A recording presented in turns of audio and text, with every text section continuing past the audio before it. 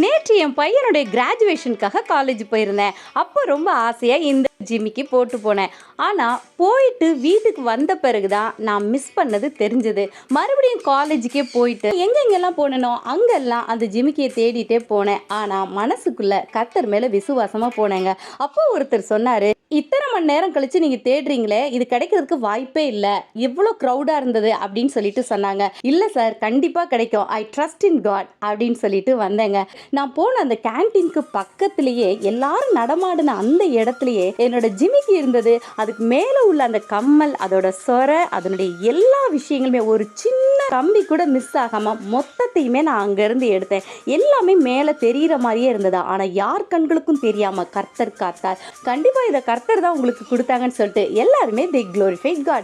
If we believe in Christ, He will do everything for us. So trust in God and live a joyful life. God bless you.